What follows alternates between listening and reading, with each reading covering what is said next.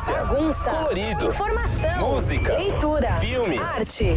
Na Jovem Pan, Zoeira Cultural, com Felipe Moura Brasil, Carlos Andreasa e o Vinheteiro. Salve, salve, ouvintes e espectadores da Jovem Pan. Esse é o 12º episódio do nosso programa de meia hora de descontração semanal Zoeira Cultural. Eu sou Felipe Moura Brasil e aqui ao meu lado eu tenho o Lorde Vinheteiro, dono do canal de piano com o maior número de inscritos no mundo. Salve, salve, Vinheteiro. Tudo bem a todos. Tudo bem, não tivemos programa na semana passada porque eu estava numa série de reuniões executivas, mas já estamos de volta e lá do Rio de Janeiro, o nosso Carlos Andreasa. Salve, salve, Andreasa. Alô, pessoal, no último programa que tivemos eu não participei, fiquei triste, mas hoje eu prometo compensar. Exatamente, programa do qual o Andreasa não participou foi com o humorista carioca, que está lá disponível, assim como todos os outros episódios do Zoeira Cultural, em jp.com.br/zoeira. E hoje temos mais um convidado ilustríssimo. E o currículo dele é tão vasto, ele é tão versátil, que fica até difícil de resumir. Mas é o ator e comediante Niso Neto, que ficou mais conhecido pela minha geração como seu Ptolomeu da escolinha do professor Raimundo, comandada pelo pai dele, o Chico Anísio. Salve, salve, Niso Neto. É um prazer recebê-lo aqui no Zoeira Cultural na Jovem Pan. Imagina, um prazer meu. Feliz de estar aqui com vocês. Niso Neto, que está em cartaz com a sua esposa, Tatiana Presser, no Teatro Bibi Ferreira, na peça com o título que chama muito a atenção do vinheteiro, Vem Transar com a Gente. É isso mesmo, Nisso? Exatamente. Uma comédia para casais que ousam ficar juntos. Oh, que ousam ficar juntos. Hoje Sem em dia é uma ousadia. Aí fica a seu critério. É o seguinte, Niso, a gente não pode deixar de falar do Chico Anísio, e eu me lembrei de uma cena do Rocky Balboa.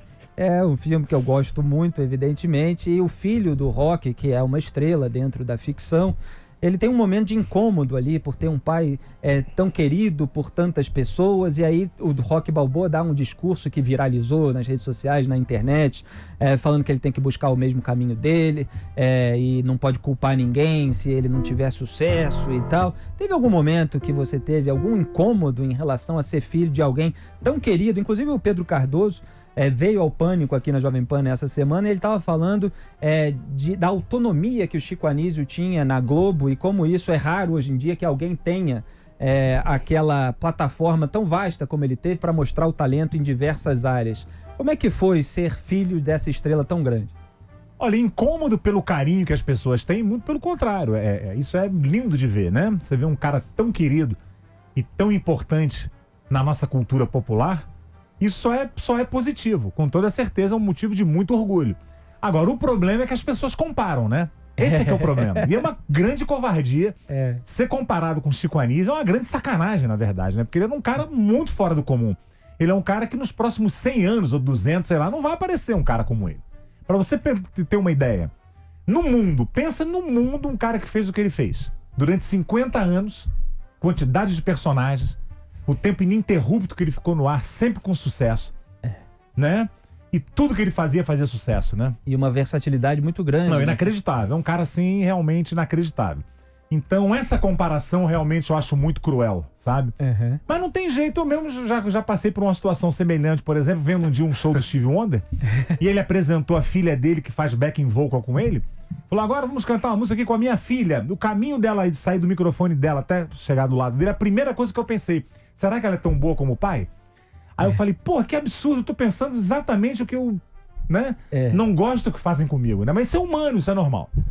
Você sabe, eu sou colunista há 15 anos, de alguns anos pra cá, entrei mais de cabeça no universo político, o Carlos Andreasa também, do mesmo jeito, a gente tinha um site juntos, inclusive muitos anos antes de vir para a Jovem Pan, e quando você começa a escrever sobre determinados assuntos, o público, ele sempre compara você com aquela referência mais imediata, então todos nós, de certa forma, passamos por isso, num nível evidentemente menor do que o seu, mas você é comparado com aquele outro colunista, aí você vai para a rádio comparado com outro comentarista, e até você ser você mesmo, demora muito, é um processo de construção, né? Sim, até eu me tornar o Felipe Moura Brasil, mesmo que as pessoas não veem como alguém que está tentando ser outra pessoa, etc. É um processo de construção. Mas você também herdou essa versatilidade do seu pai, né? Isso é verdade. A genética nesse ponto foi Porque muita gente não sabe, e eu tava até descobrindo outros personagens que você encarnou como dublador, que é uma das facetas do seu trabalho. Você dublou o Presto, Isso. que era o mágico da Caverna do Dragão. Aliás, teve até um filmete de uma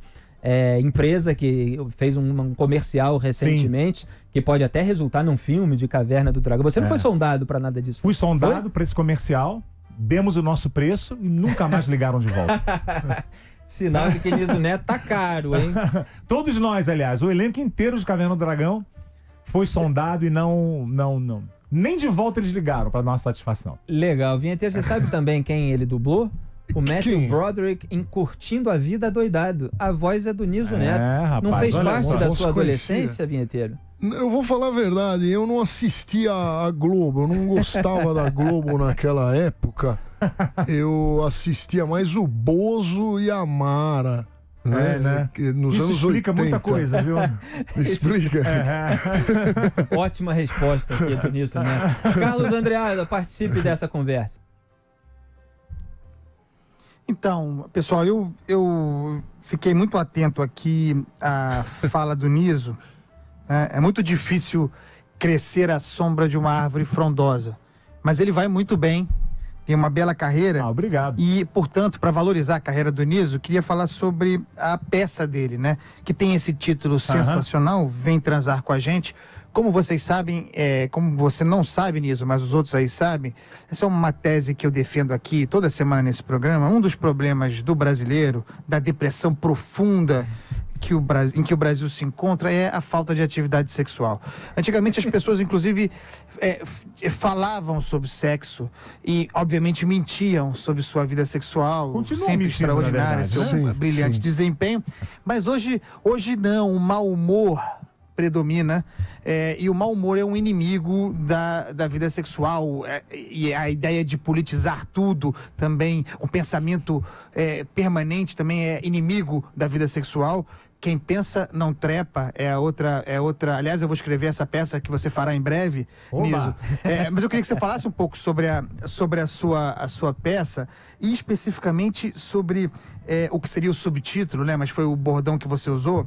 Casais que ousam ficar juntos. Qual é a ideia da peça? Aliás, quem é autor da peça? E fala um pouco sobre esse espírito aí. Bom, na verdade não é uma peça, é um show. O que acontece? Minha mulher, ela é educadora sexual. Então é a palestra dela sobre sexualidade, comigo do lado fazendo stand-up comedy. Então ficou assim um formato único, né? Uma coisa que eu, pelo menos Uma no mundo, não performance. vi. E ainda mais um casal que tá junto há 17 anos fazendo. Então é exatamente isso. Ela ensina tudo que você possa imaginar sobre sexo. Inclusive as pessoas saem com coisas assim, falando, cara, tinha coisa que eu nunca imaginei que existia. E ficou assim muito divertido porque, né, com humor ficou uma coisa assim muito interessante. E a ideia justamente é unir mais os casais, né? Como você falou agora com muita propriedade, a pulsão sexual é uma coisa muito importante. E isso é uma coisa que realmente falta um pouco, sabe? As pessoas estão, como você falou, concordo mais uma vez, mexendo demais com política, preocupado demais com esses mimimis, essas coisas todas e tal. A internet agora deu voz a um monte de gente. E as pessoas precisam, vamos dizer assim, se sexualizar mais e deixar essa mimimizada de lado, entendeu? Porque o que acontece aqui no Brasil? Nós temos uma coisa com a nudez que é muito tranquila, vamos dizer, né? As pessoas vão à praia, a mulherada vai de fio dental, Principalmente lá no meu Rio de Janeiro. carnaval, funk, né? Mas quando se fala de educação sexual propriamente dito, não, mas espere, onde está a família brasileira? Tá na praia de fio dental, está consumindo funk, né? E não tem nada contra funk, mas é um movimento que tem um grau de sexualidade muito, muito forte, né? Aliás, Andreas e eu somos leitores ávidos de vários autores que falam muito de sexo, como Rubem Fonseca, por exemplo, grande contista brasileiro, e também Henry Miller, né, Carlos Miller. Andreas? Lemos muito Henry Miller também, que Isso. fala muito de sexo na sua literatura, Sexos, Nexos, todos aqueles livros dele. Agora, tem até uma palavra para se referir, que eu estava vendo nas notícias da imprensa, ao que a sua esposa faz, que é sexpert. Né? É o expert do sexo. Exatamente, ela é uma sexpert. E ela Exatamente. consegue falar isso de uma maneira educativa. Nossa, ela fala assim de uma forma como se estivesse dando uma receita de bolo, assim. muito tranquila, muito simples, de uma forma muito elegante, sabe? E os casais saem da peça querendo testar em casa o que aprenderam? Sim, com certeza. Inclusive, eles ganham um certificado do curso Vem Transar com a Gente, vamos dizer assim. Aí, vinheteiro. Mas desculpa perguntar. Fica à vontade, pergunta. O sexo não é uma coisa instintiva que a gente já nasce sabendo? A gente sabe que, Pois que é, mas se juntar vinheteiro não deve saber côncavo nada, no então. convexo vai dar cria. Mas aí o que Por que acontece? precisa de tanta explicação? Porque as firulas. pessoas têm esse tabu, existe um tabu muito forte ainda. Você vê, o Brasil é um país muito conservador em relação a isso, por incrível que pareça. E o Rio de Janeiro mais ainda. O Rio de Janeiro, eu estou vivendo aqui em São Paulo há algum tempo, e o Rio ele é mais provinciano do que São Paulo em relação à sexualidade. Interessante, né? Quando não deveria, teoricamente. Eu acho. Andreasa, você concorda? Você Eu que é acho. carioca como eu, nós que crescemos num meio social onde a liberdade sexual é bastante folgada, né? Nossa Mais ou geração menos. mega evento, Mais da qual ou a gente menos. falava, carnavais em Salvador, Olha, etc. O que você acha? Mais ou menos. Eu acho que a coisa hoje, né, a geração, quem tem 20 anos hoje, tem uma percepção mais fluida da vida sexual nas grandes cidades de modo geral. Isso eu falo em tese, tanto em São Paulo quanto no Rio de Janeiro. Eu percebo maior liberdade, né? Menos amarras, digamos assim. Mas eu estou muito distante disso. Eu sou um sujeito que se aproxima dos 40 anos, casado há quase 10, portanto estou falando em termos de hipótese. A nossa geração me parecia ainda muito amarrada, né? Embora já houvesse ali um período de transição. Eu queria pegar isso como um gancho para fazer uma pergunta para o Niso, que é a seguinte: segundo eu estudei aqui, ele está com a Tatiana há algo como 18 anos. 17. Me perdoe se eu estiver... 17 anos, para ser preciso. Me perdoe se eu estiver errado, então. E quando você a conheceu, ela já era sexpert, certo? Porque ela é formada em psicologia. Sempre trabalhou com saúde da mulher. Então, a minha pergunta é, Niso, você continua aprendendo? Olha, uma coisa que eu falo, sexo é uma arte. E arte você não para de aprender nunca. Por isso que eu, até complementando aqui a pergunta que o nosso querido vinheteiro fez, sim, tem coisas que a gente tem que aprender, né? Não é só uma coisa... Arte é aquela coisa, você tem o talento, não basta só o talento. Você tem que aperfeiçoar. Mas né? um grande problema que eu vejo no sexo é que a gente sempre quer fazer sexo com pessoas que não querem fazer sexo com a gente. Bom, aí então é contigo, a gente né? acaba... Fale por você, eu nunca consigo, Cuidado pra não incorrer em copular com alguém belo, alguém bonito, uma champolinha doce. Ele Elas fala das nunca querem. champoulas. Elas nunca querem, só as feiosas. Mas as feiosas não vão levantar minha biluga. Se você for no Bahamas, de repente você pode conseguir. Mas cara. daí precisa pagar. Sim. E as meninas das casas de massagens, elas fazem amor com nojo da gente. Elas não fazem com carinho. Das casas de massagem. Mas... Gostei. Vinheteiro Que que conhece. coisa maravilhosa. Olha aqui, Mas, Niso. Vinheteiro, fala mais sobre isso. Não, quando você paga pra alguém, né? O que é o trabalho? O trabalho é quando você tem que pagar alguém que não quer fazer alguma coisa pra ela fazer. Isso é trabalhar. Isso depende, pô. Depende. Você acha Né? que existem donzelas que fazem por prazer? Cara, se ela não Eu acho frequenta que uma existe casa de amor pelo tolerância tem ofício. muitos anos. Ô, Vinheteiro, faz aí no teclado. você Pera aí, não Andreasa, tem... rapidinho. Vinheteiro, você não tem... Não, a pergunta é a seguinte. Vinheteiro, você não tem amor pelo seu ofício? Eu tenho amor pelo meu ofício. Exatamente. Não, isso que então, tô eu dizendo. tinha. Por ele. Eu Por que tinha. esse preconceito? Por que esse preconceito para com as moças? Eu tinha amor pra tocar piano. Quando virou um trabalho tocar piano, eu perdi a vontade. Ele não é mais prazeroso. É legal quando a gente faz por hobby. Quando se torna uma obrigação, tudo perde a magia. Igual as meninas que trabalham nas casas de massagem, perde o muco, né? O muco some, porque vai ter que fazer demais. Ô, Vinheteiro, você que é um tocador de órgão profissional, bota aí no seu teclado qual é a melhor trilha sonora para o ato sexual. Para o ato sexual, Claire de Lune. precisa de pedal. Tem que Conhece ser sem essa pedal música? mesmo. De Vai lá. volume, né? Mas eu acho que no rádio sai. Mas o vinheteiro, a Clair de Lune é aquele clima inicial, mas quando o sangue ferve, o que você bota? Aí é... Olha o Rock Balboa aí, gente.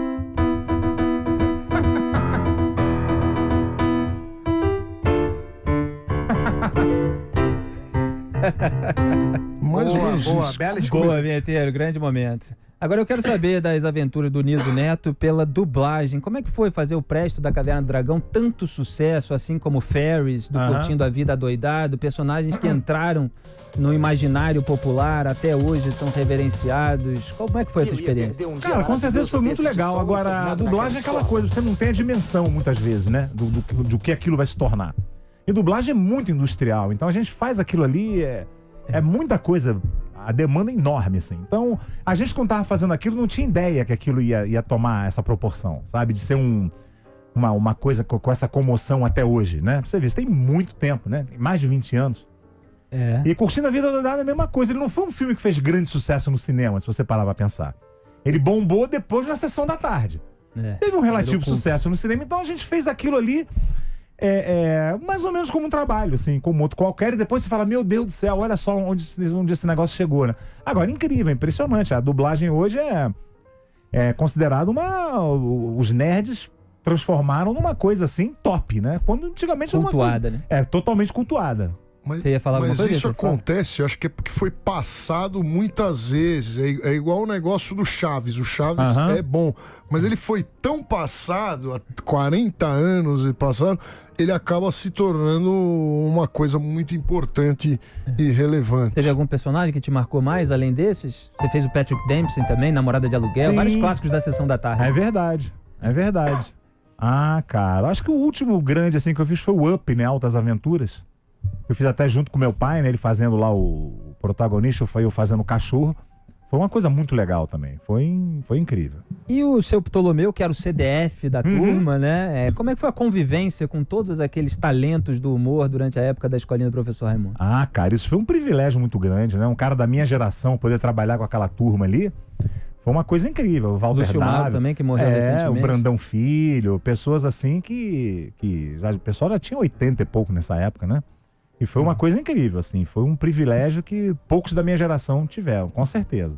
E o começo da sua carreira, Chico City e tal, na época o seu pai fazia, como é que foi o começo? Eu peguei a TV em preto e branco, né, cara? Quase que eu peguei a TV muda, né? E foi uma coisa incrível também. Foi, nossa senhora, eu vejo hoje e falo, meu Deus, eu fiz isso, sabe? Foi um privilégio muito grande, foi incrível. Eu tenho muita saudade. Muita saudade. Ah, com certeza. E teve algum né? momento que você percebeu, assim, porque você nasce filho de uma estrela, ele já era, né, estrela na sua infância. Quando eu nasci, ele já era. Ele tava foi o início Você lembra, assim, de um momento que você percebeu, você conseguiu olhar de fora? Porque você era ali o filho de uma estrela tão famosa e as outras crianças eram filhos de pessoas normais, que não eram tão famosas assim, que você conseguiu olhar pro seu pai e teve a dimensão do que ele representava? Foi, cara. Foi aqui por volta de 69, aqui em São Paulo, a gente tava morando aqui. E eu me lembro da gente estar aqui de carro e algumas pessoas no carro do lado, batendo no vidro. E comecei a olhar, falei, o que é isso, cara? Achei um pouco estranho. Aí nessa mesma semana eu fui acompanhar ele num programa de rádio, onde ele foi dar uma entrevista. E aí ele tava lançando um disco. E aí eu falei, eu acho que meu pai é famoso, viu? Foi ali que a ficha caiu. Com quantos anos você tinha? Ah, eu tinha 5. 69 eu tinha 5, Que ele chamava mais atenção que a criança, né? Que as crianças, todo mundo quer dar tchauzinho. Pois é, e no carro do lado, algumas crianças né, batendo no vidro e reconhecendo e apontando. Falei, cara, E você falou dele lançando um disco, é um lado até menos famoso dele, mas que eu, como carioca e amante do samba também, admiro muito, porque tem uma música que ele Rio Antigo, participou, né? Rio Antigo, que é extraordinária, que fantástico, conta a história do Rio de Janeiro e dá vontade de tentar fazer algo parecido sobre os tempos atuais, né? Parece que é uma música que precisa ter de 30 em 30 anos algo tão documental de todos aqueles lugares que eram frequentados e das transformações pelas quais estavam passando. Ele captou tudo aquilo, né? Foi muito bonito. Bonito mesmo. E você a sua atuação mesmo na televisão, o que você guarda assim de mais marcante, além do seu Ptolomeu? Olha só, eu fiz uma minissérie chamada Dercy de Verdade, que eu fiz ele, né? Eu fiz o Chico Anísio, que era uma minissérie biográfica, né? Da Dercy. Você interpretou o seu pai mais jovem. Isso. Eu já era mais velho do que ele era na época, né? Mas teve essa liberdade poética, vamos dizer assim. E foi uma coisa incrível, cara. Foi assim, bem interessante. Eu fiz também A Próxima Vítima, né? Que foi uma novela bem marcante. Muito marcante. Na minha geração, todo mundo assistiu. Foi gravada aqui em São Paulo, por sinal. Foi muito legal também. Carlos Andreasa, sua pergunta aí pro Niso Neto, suas considerações. Então, o Chico Anísio, né, que foi um gênio para mim, foi um dos grandes marcos da minha formação, era um artista completo, né?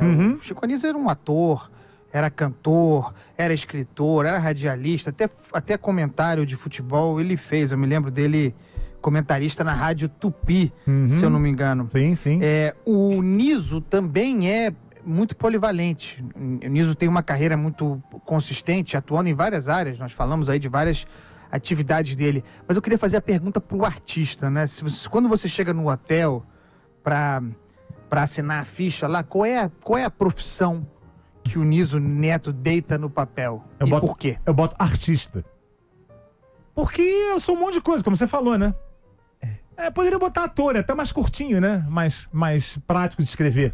Mas eu boto artista. Aliás, eu estava aqui sabendo que eu estava esquecendo de algum detalhe dessas tantas atividades que você tem, e eu li a respeito de você ser ilusionista. Sim. Eu quero que você explique para o nosso público o que é isso, porque a gente pensa em ilusionista, tem aquele mágico da festa de criança, você faz mágica mesmo. Não, cara, é mágica. Ilusionismo é mágica. Mágica. E você já associou isso ao stand-up, por exemplo? Sim, sim. Eu fiquei um pouco desgostoso com a mágica, com o Mr. M, né? Mr. M realmente foi uma facada nas nossas costas, porque ele revelava os truques na TV. Ele revelava e ele era mágico também, e ele traiu, né? Mas ele revelava mágicas muito simples, né? Mas as não grandes mágicas ele não... Ele revelou coisa importante, revelou muita coisa importante. Traidor. Foi um grande traidor, pária. Mas o que mais me irritou, sabe o que foi? É que o público ficou do lado dele. Nós mágicos viramos os babacas e o Mr. M virou um grande herói quando o cara tava apunhalando os colegas dele pelas costas, por dinheiro. Isso me irritou muito. Isso aí me deu uma, tipo, quer saber de uma coisa, cara? E não vou dizer que eu abandonei, não é isso. Mas me deu foi um balde de água fria, assim. Porque o público, principalmente até os adolescentes, começam a dizer assim, eu já sei como é que faz, já sei que é mentira. Ficou todo mundo achando ele o cara legal, ele virou o cara. E nós mágicos viramos os babacas, os reclamões. Pô, isso é uma maldade, né, cara? A mágica, ela só resiste por um único fator, o segredo. Só. A partir do momento que você vê como é feito, perde a graça. Se você vê making off de filme, você não vai ver antes. Né? Perde a graça do filme. Perde a graça do filme. Você vê depois, se você quiser, você vê. E como é que você aprendeu? Foi com mágicos próximos? Sim. E é uma arte incrível, né? É uma arte fantástica. Mágica realmente é incrível. E stand-up, que agora virou assim uma febre, né? A gente tem entrevistado, inclusive, pessoas que fazem stand-up. Aqui o Carioca, Fábio Rabin, tem vários outros. O Rogério Morgado, que faz aqui o Pânico também, junto com o Vinheteiro. Eles botam hoje no YouTube, né? Tem várias plataformas também para o artista aparecer sem depender tanto de grandes empresas e tal. Como é que você vê todo esse crescimento desse mercado? Cara, eu acho fantástico. Eu acho que o stand-up, na verdade, ele sempre existiu, né? Só que a gente chamava de show de humor. Era diferente. E aí veio também um conceito mais, assim, como é que eu vou dizer? Mais fechado, mais específico. Mais fechado de dizer que o stand-up, ele só é stand-up se você... tem regras, né? Tem regras. Quando, na verdade, eu acho que o humor é humor, né? Porque todo aquele pessoal da escolinha, por exemplo, fazia show de humor. Exatamente, só que fazia imitação, era um esquema mais... E também com stand-up no meio, né? Mas ficou uma coisa talvez um pouco radical, mas isso aí não é humor, então. Quando, na verdade, meu pai dizia uma coisa interessante, que era o humor, ele só tem um estilo, é engraçado. Ele tem que ser engraçado. Se é Charlie Chaplin que fazia pantomima, se é stand-up comedy, se como se fala, paródia, que é humor musical, não importa. Tá fazendo o público rir, é humor. E você escreve também Sim. bastante? Escreve pra você mesmo, escreve pros outros? Aí eu escrevi o Zorra, né, durante um tempo. E, sim, escrevo pros outros, pra mim, o que for. Seu irmão também, né? O Bruno Mazzeo Sim. escreve bastante É. também. O Bruno começou mesmo como escritor, né? Vocês já atuaram juntos, Lug de Paula também, todos esses irmãos que trabalham na área artística. Uhum. Como é que foi essa convivência aí, cada um para um lado também, descobrir a sua individualidade? É difícil pra todo mundo, né? Difícil. Pra todos nós, né? É. Na verdade. E o Lug a gente fez a escolinha. O Seu Bruno, boneco, né? fazer o seu boneco, né? O Bruno a gente fez um espetáculo há um tempo atrás. Há bastante tempo, por sinal. E acaba cada um Cada um também. vai seguindo por um caminho. Uhum. Não, eu também tenho irmãos, cada um seguiu por um caminho. Pois é. Tá tudo bem. O Andreasa quer falar alguma coisa Fala, ali. ó. Andreasa. Ih, tá em outro mundo, ó. Eu quero Né, perguntar tá fazendo as nessa anotações linha aí, dele. o Niso é muito experiente, filho do Chico Anísio, uma carreira no humor. Se for possível aí, para nos orientar, olhando aí para o panorama do humor, dos comediantes, quem são aqueles 2 ou 3 que no cenário atual você considera mais interessantes, os mais engraçados, porque no final das contas é isso. Ah, cara, tem muita gente boa, né? Eu acho que sei lá, difícil assim. Acho que o Adnet, por exemplo, é um cara extremamente talentoso que não conseguiu acertar ainda, né? Um programa só dele, né? Mas ele é um cara de um talento, assim, absurdo. O Adnet, você sabe, foi da minha sala na faculdade, Ah, em algumas disciplinas, é meu camarada. Eu achei ele incrível. E ele já era um talento na faculdade, não Aham. era conhecido. Uma vez eu até chamei ele para gravar uma crônica minha.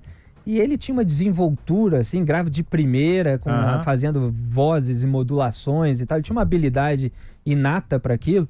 E a gente fez faculdade de comunicação junto. Eu fiz 2 anos de engenharia antes, mas mudei para comunicação. E tinha uma aula que era teatro, comunicação e teatro. Sei. Uma coisa assim.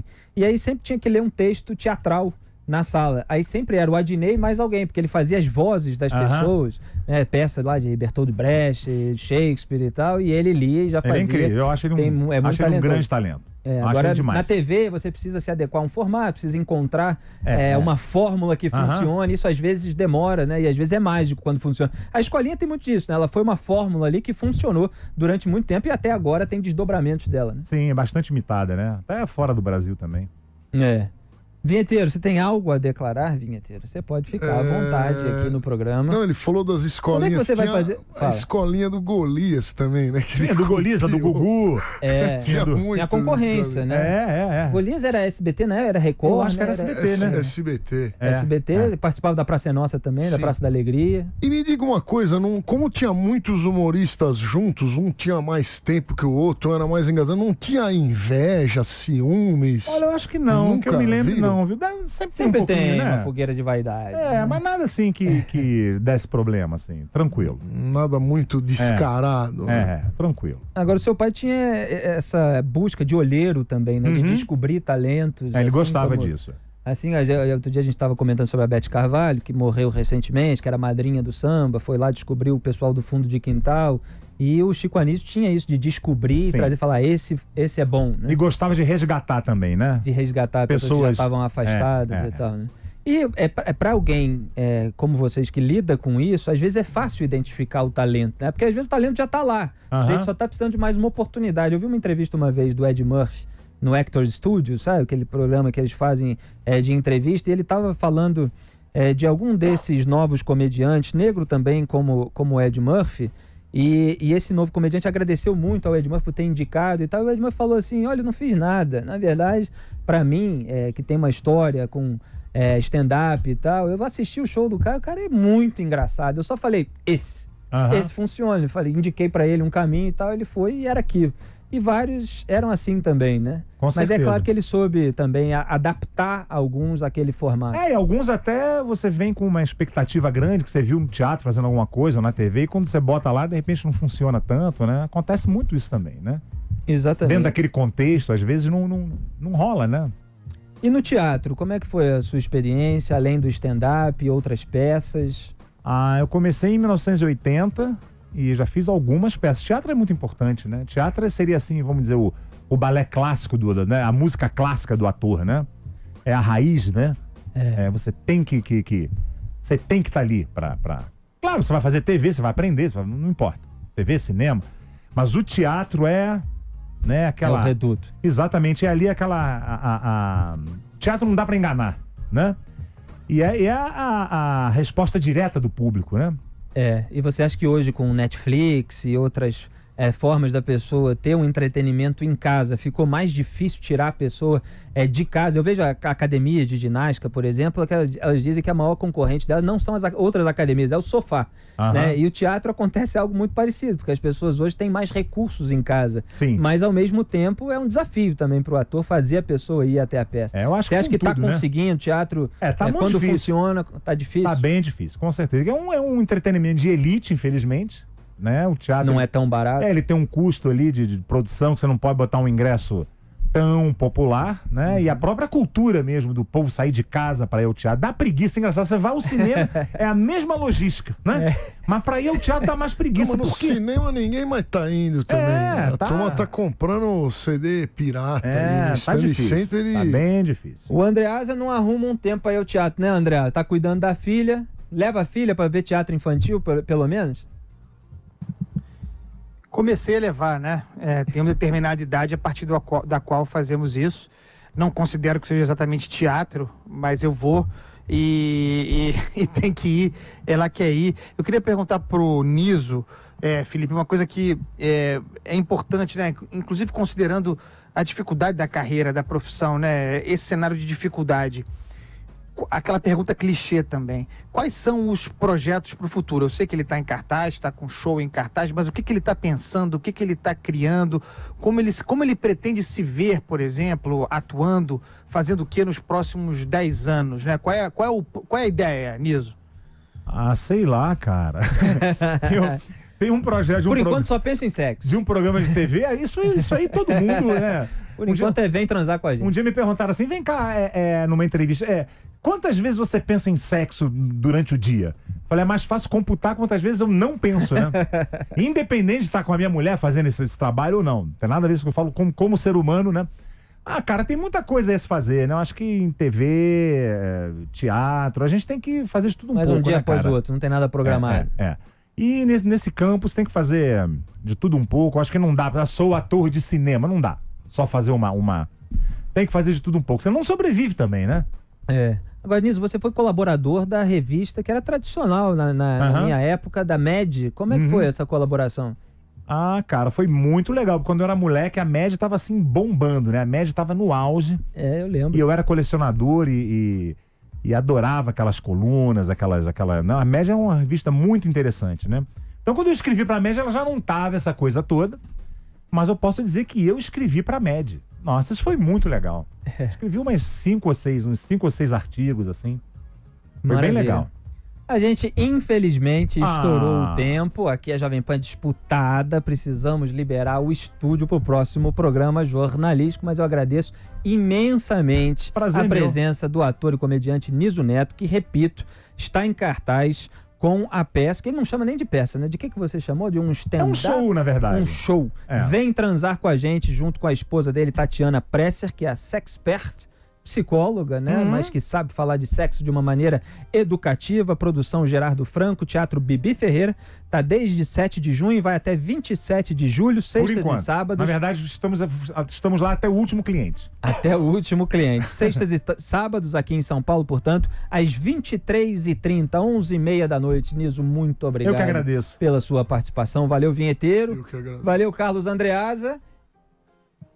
Tchau, pessoal. Até semana que vem. E aquela vinhetinha final, né, vinheteiro? Cadê o nosso Mozart do dia? Você quer Mozart? Não, pode fazer Mário Bros se você quiser.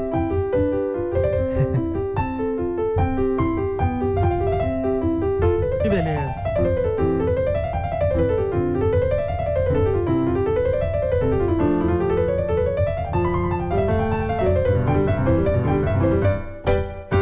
Zoeira Cultural, jp.com.br/zoeira, você encontra todos os nossos 12 episódios. Um grande abraço, até semana que vem. Alegria, irreverência, bagunça, colorido, informação, música, leitura, filme, arte. Na Jovem Pan, Zoeira Cultural, com Felipe Moura Brasil, Carlos Andreasa e o Vinheteiro.